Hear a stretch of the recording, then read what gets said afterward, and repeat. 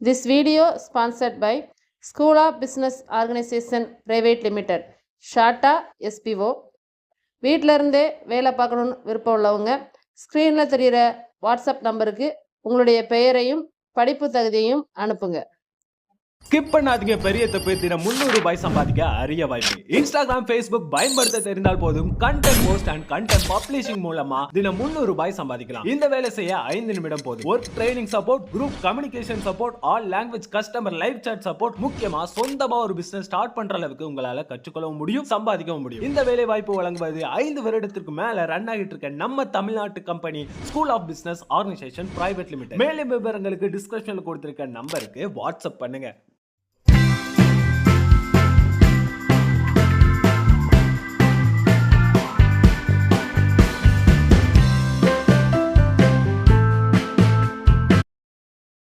Hi friends, welcome to VVM channel. இன்றைக்கி நம்ம சேனலில் கேக் நல்லா சாஃப்டாக வர்றது எப்படி, ரொம்ப ஸ்பாஞ்ச் கேக் நம்ம எவ்வளோ சுலபமாக பண்ணலாம், நம்ம வீட்டிலையே நம்ம குக்கரில் நம்ம அந்த கேக் இவ்வளோ சாஃப்டாக எப்படி பண்ணலாங்கிறதெல்லாம் சொல்லியிருக்கேன். ட்ரை பண்ணி பார்த்துட்டு எப்படி இருந்ததுன்னு சொல்லுங்கள். நீங்கள் இப்போ தான் இந்த வீடியோ ஃபஸ்ட் டைம் பார்க்குறீங்கன்னா விவிஎம் சேனலுக்கு சப்ஸ்கிரைப் பண்ணிக்கோங்க. கூடவே பெல் பட்டனை கிளிக் பண்ணிக்கோங்க. அப்போ தான் நாங்கள் போடுற வீடியோ உங்களுக்கு உடனுக்குடனே வரும். வாங்க இப்போ நம்ம வீடியோக்குள்ளே போகலாம். நான் இந்த ஸ்பாஞ்ச் கேக் பண்ணுறதுக்கு நான் ஃபஸ்ட்டு ஒரு குக்கரை அடுப்பில் வச்சுருக்கேன். அதில் இந்த மாதிரி ஸ்டாண்டை நம்ம உள்ளே வச்சுக்கிடுவோம். வச்சுட்டு குக்கரை மூடி எடுத்துக்கிட்டு அதில் உள்ள ரப்பரையும் இந்த விசிலையும் நம்ம ரிமூவ் பண்ணிக்கலாம். பண்ணிவிட்டு இதை அப்படியே மூடிட்டு ஒரு 15 நிமிஷம் அடுப்பை சிம்மில் வச்சு இதை அப்படியே ஃப்ரீ ஹீட் பண்ணிடுவோம். இப்போது ஒரு பாத்திரம் எடுத்துக்கலாம். நல்லா கீழே கொஞ்சம் ஃப்ளாட்டாக இருக்க மாதிரி பாத்திரம் எடுத்துக்கோங்க. அதில் கொஞ்சமாக நெய் சேர்த்து நல்லா சுற்றி வர இதே மாதிரி ஈவனாக பரப்பி விட்டுட்டு கொஞ்சமாக கோதுமை மாவு சேர்த்து அதை அப்படியே அந்த மாவை அந்த பாத்திரம் ஃபுல்லாக படுற மாதிரி வச்சுக்கிடுவோம். இந்த அளவுக்கு ரெடி பண்ணிக்கோங்க. இப்போது நான் 1/4 கிலோ மைதா மாவு எடுத்துருக்கேன். அதை நல்லா அரிச்சு எடுத்துக்கலாம்.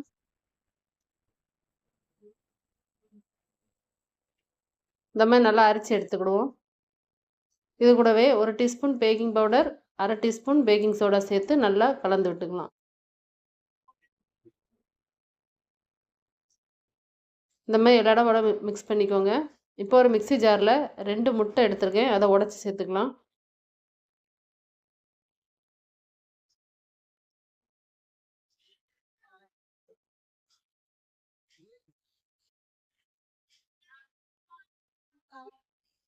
இது கூடவே நான் சர்க்கரை சேர்த்துருக்கேன்.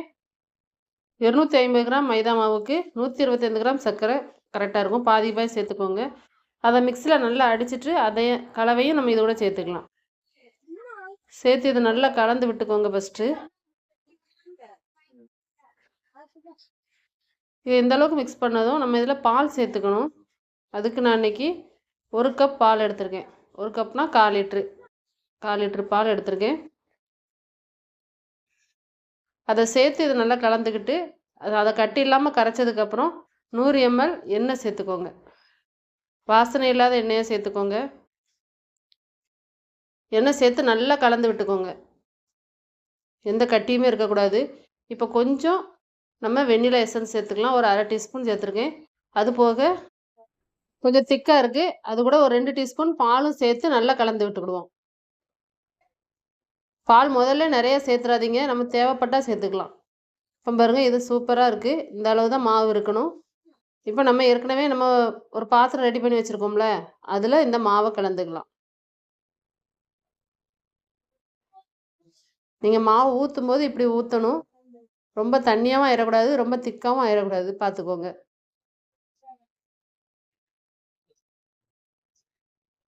இப்போ நல்லா எல்லாத்தையும் ஊற்றியாச்சு. பாத்திரத்தை இப்படி நம்ம டேப் பண்ணி விட்டுக்கலாம். அப்போ அங்கங்கே இருக்கிற கேப்லாம் நல்லா ஈவனாக சேர்ந்துடும். சேர்த்துட்டு இப்போ நம்ம குக்கர் ஏற்கனவே நம்ம ஃப்ரீ ஹீட் பண்ணியிருக்கோம். அதை திறந்து பார்த்துக்கோங்க, நல்லா சூடாக இருக்குது. இதில் அந்த மாவை நம்ம வச்சுக்கிடணும்.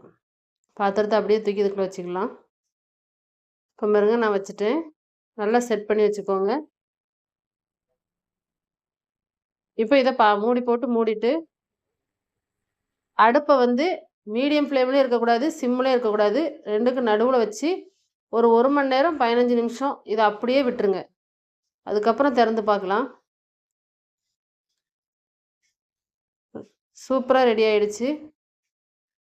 கேக் ரொம்ப அழகாக தயாராகிருக்கு. இப்போ நம்ம ஒரு குச்சியை வச்சு இதெல்லாம் குத்தி பார்க்கலாம். பாருங்கள், கேக் ஒட்டவே இல்லை, நல்லா வெந்து வந்திருக்கு. எந்த ஒரு இதுவுமே இல்லை பாருங்க. இப்போ இதை அப்படியே ஆற வச்சிருவோம். நல்லா ஆறிடுச்சு. இப்போ நம்ம எடுத்துடலாம். ஒரு ஓரமாக அந்த கத்தியை வச்சு அப்படியே லைட்டாக நம்ம அப்படியே நீக்கி விடுவோம். அப்போ தான் அது வந்து அப்படியே நம்ம கீழே தட்டும்போது நல்லா அழகாக வரும்.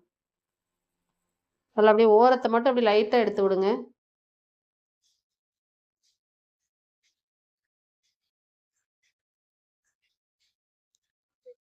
இப்போ இது மேலே ஒரு பிளேட்டை கவுத்திட்டு நம்ம அப்படியே அதை திருப்பி போட்டுக்கலாம். திருப்பி போட்டு லைட்டாக இதில் மேலே அப்படியே தட்டி விட்டாலே போதும். நமக்கு அது வந்து அப்படியே பேந்து வந்துடும். பாருங்கள், நல்லா அழகாக ஒட்டாமல் வந்துருச்சு. இதை அப்படியே திருப்பி போட்டுக்கலாம் மெதுவாக. இந்த கேக்கோட இடம்னு பார்த்திங்கன்னா 1 கிலோ இருக்கும். 1 கிலோவுக்கு தான் நான் இன்றைக்கி செஞ்சு காமிச்சிருக்கேன். இதை அப்படியே கட் பண்ணி பார்த்தோம்னா நல்லா எவ்வளோ சாஃப்டாக கட் ஆகுதுன்னு பாருங்கள். இதை நம்ம தேவைக்கு எப்படி வேணாலும் பீஸ் போட்டுக்கலாம். இதை அப்படியே நம்ம கட் பண்ணி எடுத்துகிட்டு நம்ம தேவைக்கு எப்படி வேணாலும் பீஸ் போட்டுக்கலாம். நீங்களும் இதேமாதிரி செஞ்சு பாருங்கள். செஞ்சு பார்த்துட்டு எப்படி இருந்ததுன்னு கமெண்ட் பாக்ஸில் கமெண்ட் பண்ணுங்கள். இந்த வீடியோ பிடிச்சிருந்தா விவிஎம் சேனலுக்கு சப்ஸ்கிரைப் பண்ணிக்கோங்க.